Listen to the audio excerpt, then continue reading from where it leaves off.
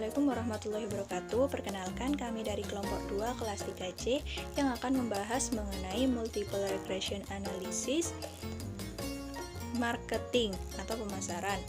Bisa kalian lihat untuk nama-nama kelompoknya di belakang.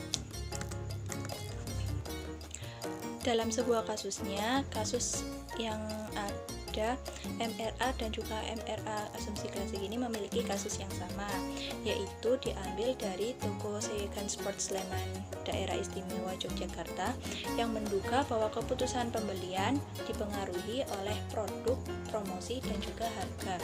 Untuk menguji dugaan tersebut dilakukan survei terhadap 50 responden dengan alfa 5%. Ujilah apakah dugaan tersebut benar. Selanjutnya, dalam kasus uji validitas dan reliabilitas, kami mengambil tidak jauh-jauh dari uji sebelumnya, yaitu kami juga mengambil dari toko Seyegan Sport Sleman Daerah Istimewa Yogyakarta. Bunyi kasusnya yaitu berikut adalah rekapitulasi input data dari instrumen yang mengukur produk P1 sampai P5, promosi D1 sampai D5, dan juga harga H1 sampai H5, dan pembelian T1 sampai T5. Untuk data-datanya dapat kalian lihat di belakang saya.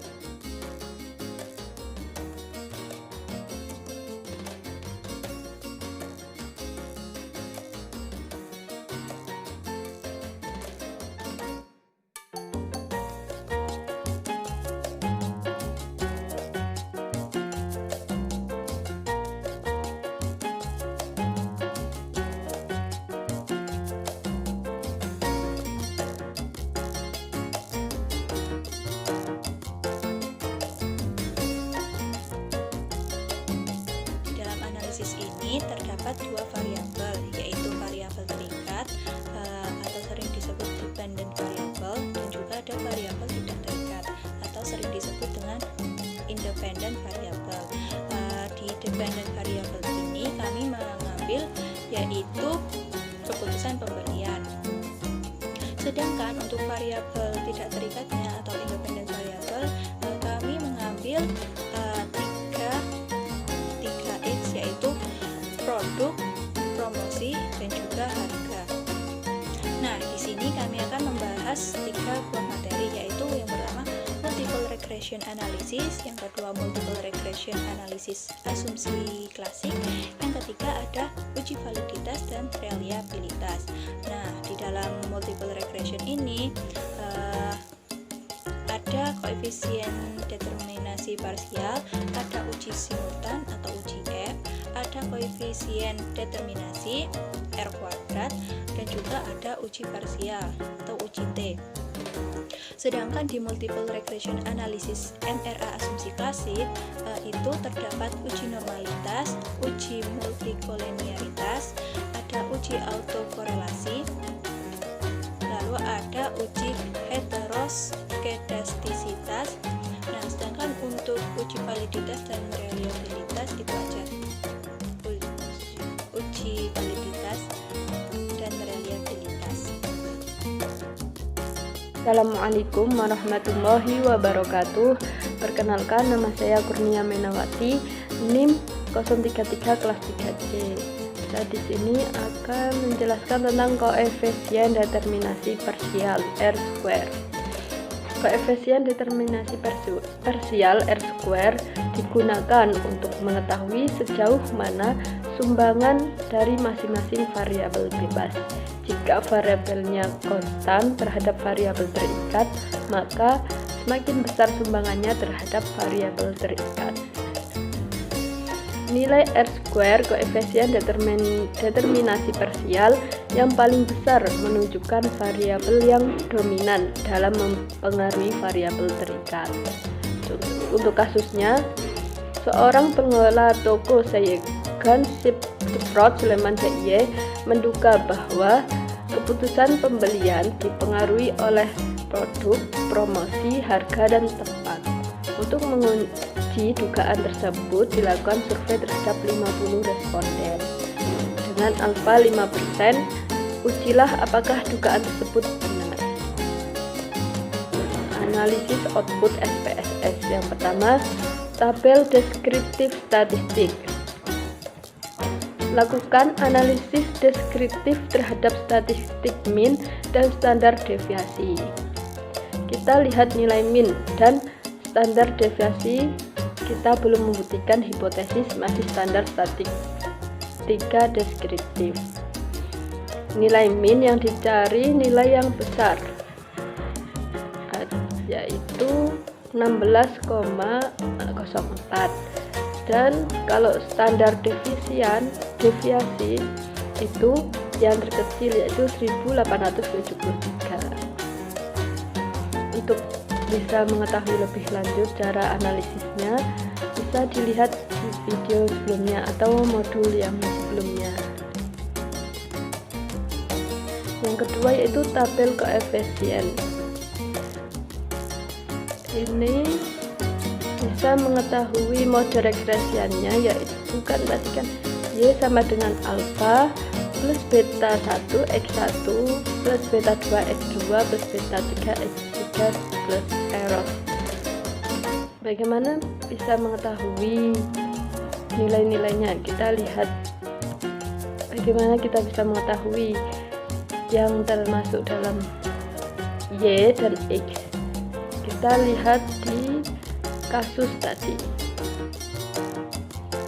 Seorang pengelola toko sajian spot Sleman DIY menduga bahwa keputusan pembeli dipengaruhi oleh produk, promosi, harga, dan tempat. Jadi untuk yang Y itu yaitu pembelian, keputusan pembelian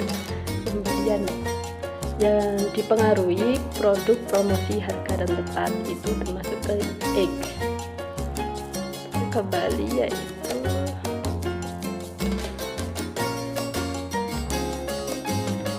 Y sama dengan pembelian sama dengan alfa.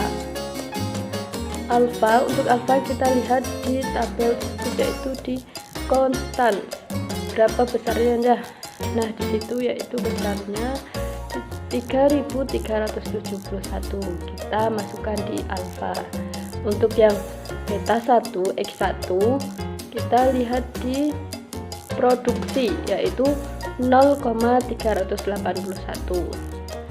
Untuk beta 2 x2 kita lihat di promosi, tabel promosi yaitu min 0,013.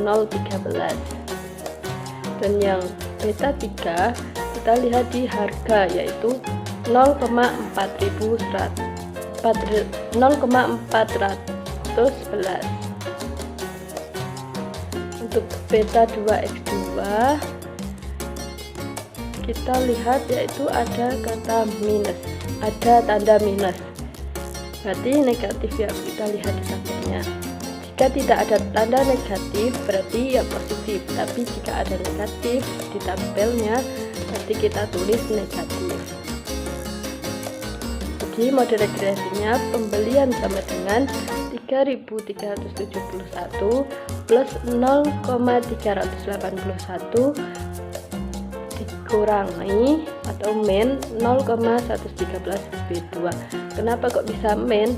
Karena di dalam tabel tersebut ada tanda negatif. Jika tidak ada tanda negatif ya masih tetap positif, tapi jika ada tanda negatif berarti bisa berubah menjadi negatif. Kita tulis negatif.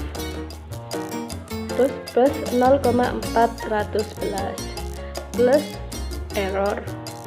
Untuk analisis koefisien regresi, konstan sama dengan 3371. Artinya jika produksi dan promosi konstan, besarnya pembeli sama dengan 3371. Untuk beta 1 sama dengan 0,381. Artinya produksi naik satu-satunya, maka pembelian naik sebesar 0,381 satuan dengan asumsi variabel lain konstan. Untuk beta 2 yaitu minus 0,013. Artinya jika promosi naik satu satuan, maka pembelian turun sebesar 0,013 satuan dengan asumsi variabel lain konstan. Jadi kalau ada tanda negatif artinya berkebalikan atau turun. Kalau sama-sama positif berarti searah. Nah, ditampilkan tanda negatif berarti kita tetap nulis negatif kayak tadi, yang artinya berkebalikan atau turun. Beta 3 yaitu 0,411, artinya harga konstan besarnya. Sama dengan beta 3 sama dengan 0,411, artinya harga konstan besarnya sama dengan 0,411.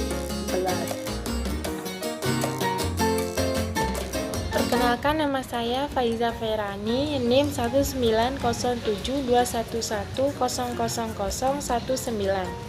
Di sini saya akan menjelaskan tentang uji simultan atau uji F. Uji F bertujuan untuk mengetahui apakah variabel independen secara simultan mempengaruhi variabel dependen secara signifikan.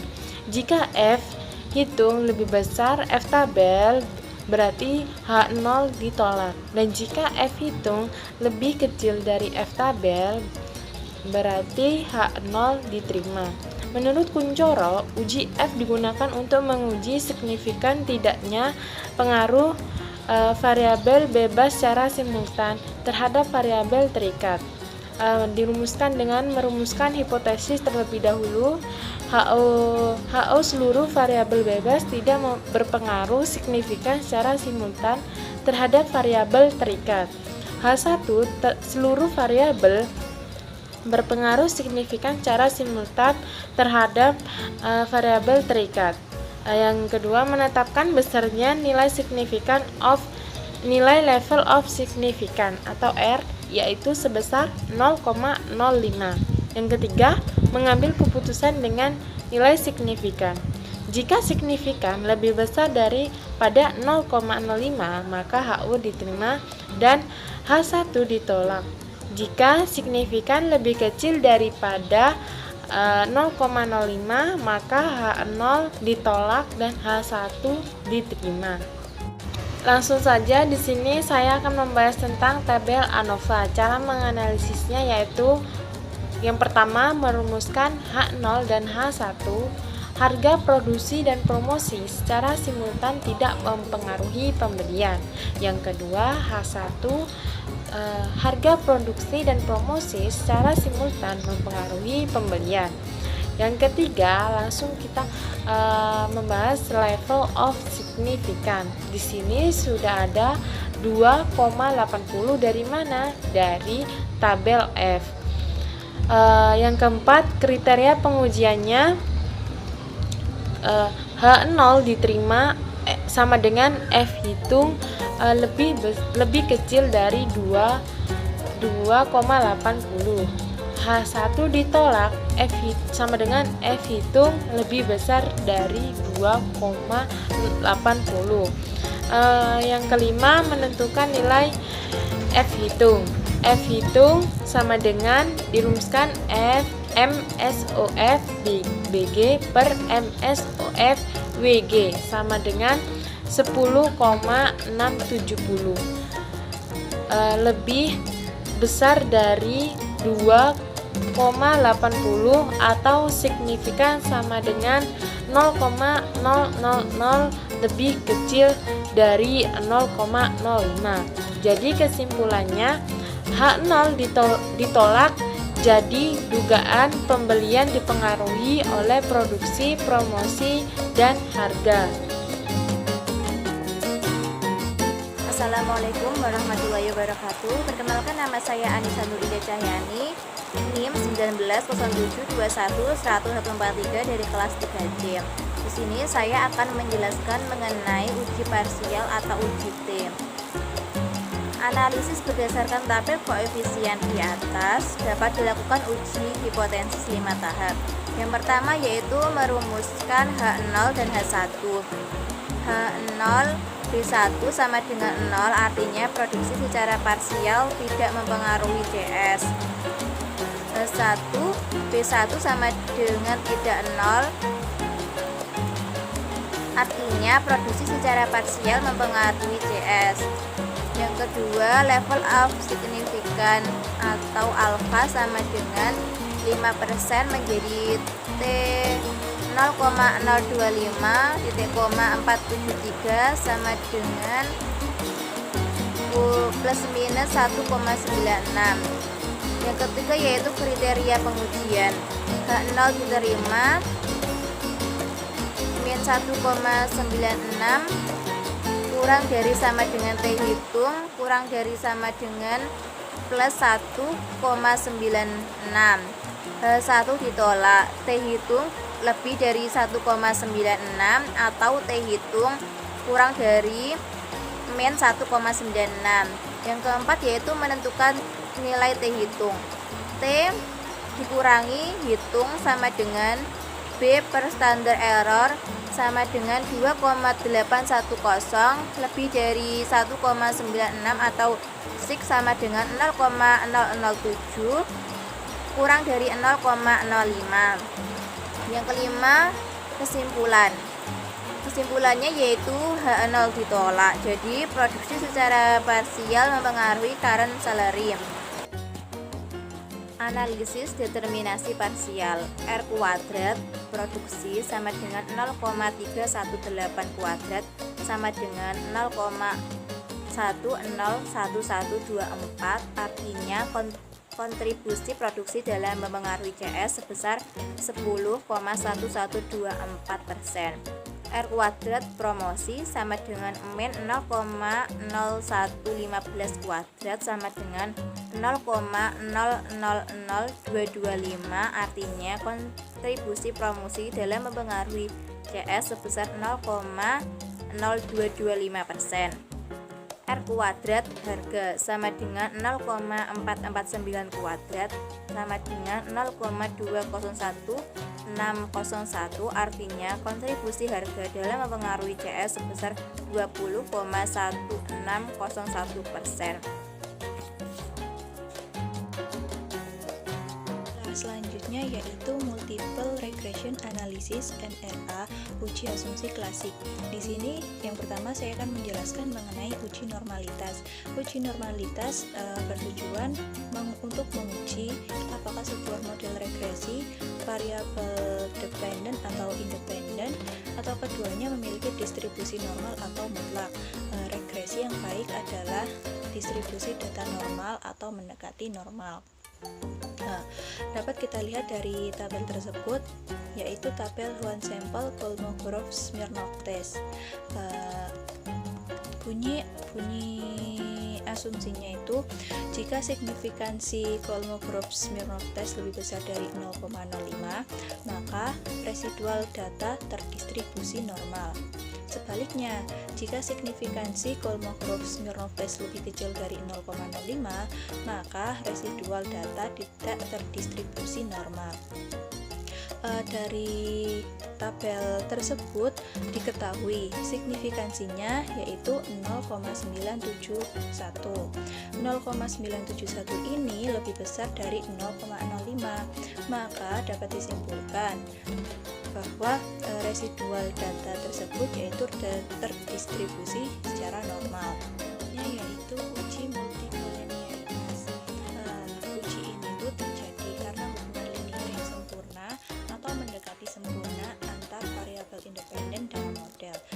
Uji ini tuh digunakan untuk mengetahui ada atau tidaknya hubungan linear dalam variabel independen dalam model. Ada atau tidaknya multikolenialitas itu dapat dilihat dari nilai korelasi antar variabel bebas, nilai tolerance atau nilai variance inflation factor atau sering disingkat dengan VIF. Dapat kita lihat dari tabel coefficient correlation. Analisis dari tabel coefficient correlation itu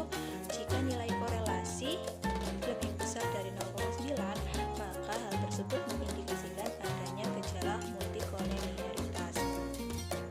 Lah, dari tabel yang sudah tertera di sini dapat ditunjukkan bahwa nilai R antara harga dan produk yaitu min 0,015. Min 0,015 ini lebih kecil dari 0,9. Artinya tidak ada korelasi antar variabel bebas antara harga dan produk.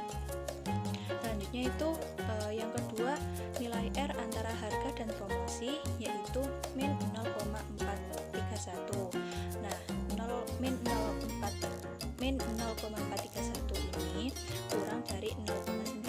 Artinya pada harga dan promosi ini juga terjadi tidak korelasi antar variabel bebas. Selanjutnya yaitu nilai R antara promosi dan produk. Nilai R antara promosi dan produk ini yaitu min 0,460. Lah, min 0,460 ini kurang dari 0,9. Artinya tidak ada korelasi antara variabel bebas, promosi dan juga produk. Jadi dari ketiga analisis tersebut menunjukkan bahwa tidak ada korelasi bebas antara harga, promosi dan juga produk. Assalamualaikum warahmatullahi wabarakatuh. Di sini saya Hafizul Amalia Solihah. Di sini saya akan menjelaskan tentang uji autokolerasi. Nah, di dalam tabel model summary ini yang adjusted R square kan 372. Nah, dari analisis ini R pangkat 2 adalah R pangkat 2 sama dengan 0,372. Artinya 37,2% variasi yang terjadi pada pembelian dipengaruhi secara simultan oleh produksi, promosi, dan harga. Sisanya sebesar 62,8% itu dipengaruhi oleh variabel lain di luar model. Baik, terima kasih kepada pemateri sebelumnya. Selanjutnya saya Leslatul Anissa NIM 096 akan menjelaskan mengenai uji autokorelasi dan uji heteroskedastisitas. Uji autokorelasi ini digunakan untuk menguji apakah dalam model regresi linear ada korelasi antara kesalahan pengganggu atau residual pada periode dengan kesalahan pengganggu pada periode sebelumnya. Lalu setelah melakukan input data pada SPSS, kita dapat melihat hasil outputnya yang terdapat tabel model summary. Dan selanjutnya kita dapat melakukan analisis terhadap nilai Durbin-Watsonnya. Nilai DL dan DU-nya kita dapat melihatnya dari tabel Durbin-Watson itu sendiri, dan nilai D-nya kita dapatkan dari tabel model summary yang sebelumnya itu. Nilai D ini nilainya yaitu 1,485, nilai DL 1,4206, dan nilai DU 1,6739. Yang pertama yaitu kita analisis, yaitu 0 kurang dari D kurang dari DL. Nilainya kan 0 dan D-nya itu 1,485 dan DL-nya itu 1,4206. Di sini kita dapat melihat bahwa nilainya salah karena nilai 1,485 ini lebih besar dari 1,4206. Maka kita lanjut ke analisis berikutnya, yaitu nilai DL kurang dari atau sama dengan D kurang dari atau sama dengan DU. Kita masukkan nilainya. Nilai DL-nya yaitu 1,4206 kurang dari atau sama dengan 1,485 itu sudah benar, dan kurang dari 1,6739 itu sudah benar. Jadi di sini kita dapat melihat bahwa nilainya sudah benar dan dapat disimpulkan bahwa tidak ada autokorelasi positif. Selanjutnya yaitu analisis uji heteroskedastisitas. Uji ini digunakan untuk menguji apakah dalam model regresi terjadi ketidaksamaan varians dan residual antara satu pengamatan ke pengamatan yang lain. Dan untuk menganalisisnya, kita dapat melihat pada tabel koefisien di mana apabila nilai signifikannya kurang dari 0,05, artinya terjadi gejala heteroskedastisitas. Dan dalam tabel tersebut kita dapat melihat bahwa nilai signifikansi dari produk yaitu 0,031 dan nilai tersebut kurang dari 0,05, dan nilai promosi 0,061 kurang dari 0,05, artinya terjadi gejala heteroskedastisitas pada variabel produk dan promosi tersebut. Sedangkan pada variabel harga nilainya itu kan 0,106 lebih dari 0,05, artinya tidak terjadi gejala heteroskedastisitas pada variabel harga tersebut. Bismillahirrahmanirrahim. Assalamualaikum warahmatullahi wabarakatuh. Perkenalkan, nama saya Afnan Saputra dari kelas 3C Ekonomi Syariah, NIM 907 21100101.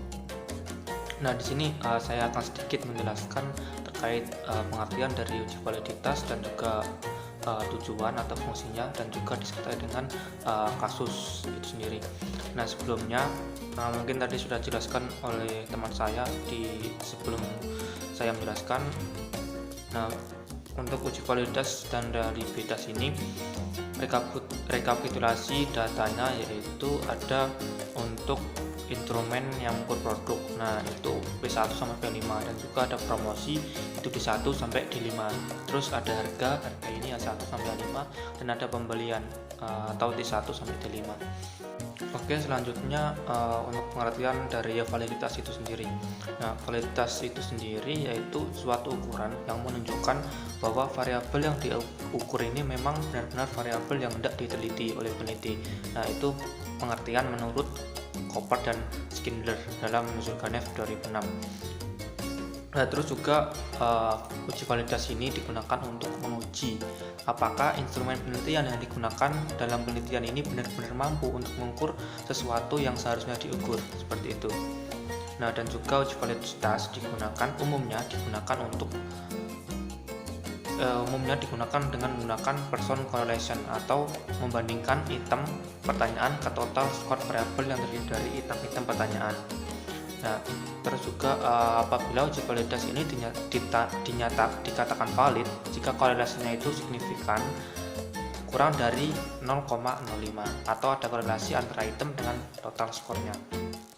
Langsung saja kita ke tabel yang pertama, tabel korelasi produk. Nah, ini ada P1 sampai P5 untuk produk. Langsung kita ke analisis. Nah, sesuai dengan yang saya jelaskan tadi, apabila jika korelasi antara item dengan total skor itu mempunyai sig atau signifikansi kurang dari 0,05, maka menunjukkan indikator tersebut valid untuk mengukur konstruksi yang dimaksud. Nah, sekarang kita ke analisis tabel produk. Nah, kita lihat dari P1.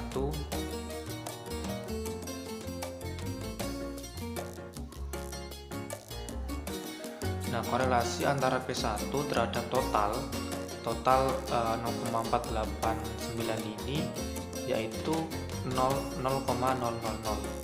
Nah, jika kita lihat dengan total 00 itu berarti signifikansinya kurang dari 0,05. Nah, berarti P1 ini menunjukkan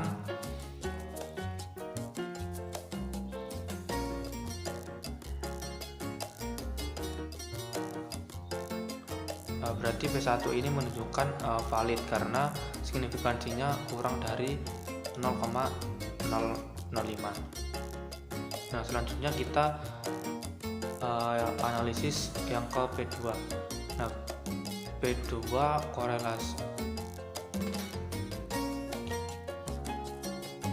korelasi antara P2 dan juga total 0,524 ini juga hasilnya 0,000. Nah, ini berarti signifikansinya kurang dari 0,05, berarti P2 ini valid seperti itu. Dan sama P3, korelasi antara P3 dan juga total 0,552 ini signifikansinya 0,000, berarti juga valid. Lanjutnya ke P4, korelasi antara P4 dan juga 0,4 total 0,482 ini korelasinya 0,000.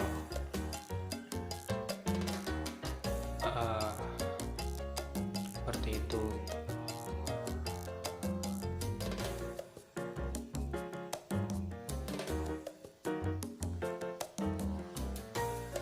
Berarti dari P1, P2, P3, P4, dan P5 ini valid untuk mengukur indikator produksi, karena semua korelasi itu menunjukkan signifikansi kurang dari 0,05. Selanjutnya terkait tabel correlation promosi atau D1. Nah, ini ada D1 sampai D5. Sebenarnya sama yang sudah saya jelaskan tadi. Apabila korelasi antara item dengan skala skor mempunyai nilai signifikansi kurang dari 0,5, maka itu menunjukkan indikator valid untuk mengukur konstruk yang dimaksud.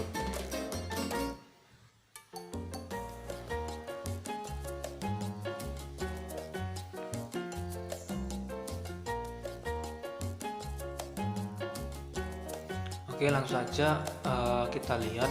Yang pertama, D1, korelasi antara D1 dengan totalnya ada 0,235. Nah, ini menunjukkan hasilnya signifikansi 0,101, berarti itu menunjukkan signifikansinya lebih dari 0,05. Nah, artinya jika kurang dari 0,5 itu signifikansinya tidak valid, berarti apabila lebih dari 0,5 itu bisa dikatakan tidak valid, seperti itu.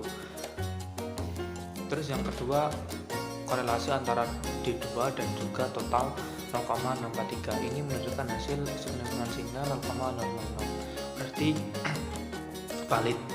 Dan yang ketiga, ada D3, korelasi antara D3 dengan total 0,675. Ini hasil signifikansinya juga 0,00, berarti valid. Yang keempat, ada korelasi D4 dengan total 0,01. Hasilnya 0,01. Ini juga kurang dari 0,05, berarti valid. Yang kelima, ada korelasi antara D5 dengan total 0,55 dan hasil signifikansinya 0,00, berarti ini valid.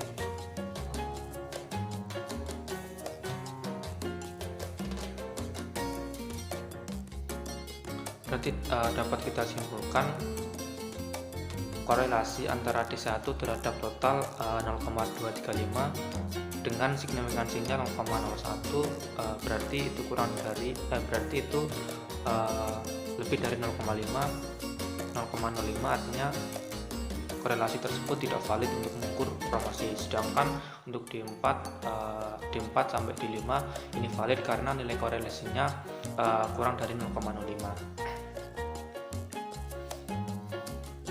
Selanjutnya, tabel correlation harga. Nah, ini harga ada H1 sampai H5. Sama apabila korelasi antara item dengan skala skor 6, total skornya mempunyai nilai SIG kurang dari 0,05, maka menunjukkan indikator tersebut valid untuk mengukur konstruk yang dimaksud. Nah, mari kita analisis yang pertama, apakah valid atau tidak. Yang pertama, korelasi antara H1 dengan nilai total 0,411 ini menunjukkan SIG 0,003, berarti kurang dari 0,5, artinya ini valid. Yang kedua, korelasi antara H2 dengan nilai total 0,704 dan nilai signya 0,00, berarti kurang dari 0,5, sehingga ini bisa dikatakan valid. Yang ketiga, korelasi antara H3 dengan nilai total 0,419 dan signya menghasilkan signifikansinya 0,002. Nah, 0,02 berarti kurang dari 0,05, sehingga ini dikatakan valid. Yang selanjutnya 4, korelasi antara 4 dengan nilai total 0,635, signifikansinya juga 0,00, berarti ini valid. Dan yang terakhir, korelasi antara 5 dengan nilai total 0,796 dengan nilai sig 0,000, artinya ini valid. Jadi bisa disimpulkan dari H1 sampai dengan H5 ini menghasilkan nilai sig kurang dari 0,05, sehingga bisa dikatakan valid. Selanjutnya yang terakhir, tabel correlation pembelian atau disingkat T1, ada T1 sampai T5. Sama yang sudah saya jelaskan tadi, biar nggak lupa saya ulangi lagi ya. Nah, jika korelasi antara item ini dengan total skornya mempunyai nilai sig kurang dari 0,05, berarti itu menunjukkan indikator itu valid untuk mengukur konstruk yang kita maksud, seperti itu. Langsung saja kita mulai dari T1. Nah, ini ada korelasi antara T1 dengan skor total 0,83. Ini menunjukkan sig 0,00, berarti ini valid karena kurang dari 0,05. Yang kedua, ada korelasi antara T2 dengan 0,634 dan ini menunjukkan signya 0,00, berarti ini valid. Dan yang T3, korelasi antara T3 dengan nilai 0,661 menghasilkan sig 0,000, ini juga valid karena kurang dari 0,05. Yang korelasi T4 dengan nilai 0,76 ini sama, signya menghasilkan sig 0,00, artinya valid. Dan yang terakhir, korelasi antara T5 dengan skor total 0,516 menghasilkan sig 0,000, artinya valid juga. Jadi dapat kita simpulkan dari T1, T2, T3, T4 sampai dengan tabel pembelian T5 ini menunjukkan indikator yang valid untuk mengukur pembelian.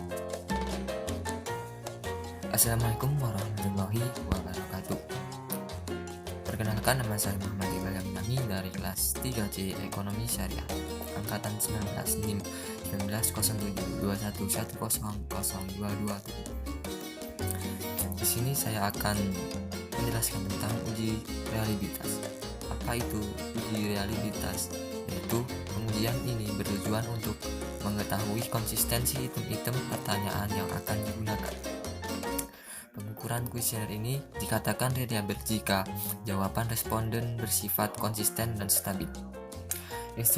Instrumen penelitian dapat dikatakan konsisten jika instrumen tersebut reliabel, yaitu jika indikator nilai Cronbach alpha lebih dari 0,6. Selanjutnya saya akan menganalisis tabel produksi. Kita lihat Cronbach alpha yaitu 573. Jadi analisisnya yaitu jika Cronbach alpha lebih dari 0,6 maka instrumen dikatakan reliable, dan sebaliknya jika Cronbach alpha kurang dari 0,6 maka instrumen dikatakan unreliable. Jadi dari tabel produksi ini Cronbach alpha-nya yaitu 573 kurang dari 0,6. Jadi artinya indikator pengukur produksi dikatakan unreliable. Dan tabel yang kedua yakni tabel promosi. Tabel promosi ini Chromback alpanya 696. Jadi analisisnya, jika Chromback alpha 0,6 maka lebih dari 0,6 maka instrumen reliable, dan sebaliknya jika Chromback alpha kurang dari 0,6 maka instrumen dikatakan unreliable. Jadi tabel dari promosi ini, nilai Chromback alpanya yakni 0,696 lebih dari 0,6. Jadi artinya indikator pengukur dari tabel promosi ini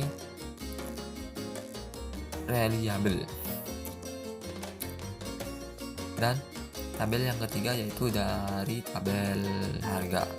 Kita lihat Chromback alpanya yaitu 742. Analisisnya seperti yang saya jelaskan tadi, jika Chromback alpha kurang dari 0,6 maka instrumen reliable, dan sebaliknya jika Chromback alpha kurang dari 0,6 maka instrumen unreliable. Dari tabel harga ini nilai Chromback alpanya yaitu 0,742 lebih dari 0,6. Jadi artinya indikator pengukur dari tabel harga ini reliable. Dan yang terakhir yaitu tabel harga pembelian. Kita lihat dulu Chromback alpanya yaitu 741. Jadi analisisnya sama seperti yang saya jelaskan barusan tadi. Jika Chromback alpanya lebih dari 0,6 maka instrumen dikatakan reliable, dan sebaliknya jika Chromback alpha kurang dari 0,6 maka instrumen dikatakan unreliable. Dan ini dari tabel pembelian ini nilai Chromback alpanya yaitu 0,741 lebih dari 0,6. Artinya indikator pengukur pembelian ini dikatakan reliable. Baik, terima kasih dari presentasi yang saya jelaskan barusan tadi, dan terima kasih untuk teman-teman yang sudah bekerja keras untuk menyelesaikan tugas UAS mata kuliah statistik ini. Semoga bermanfaat.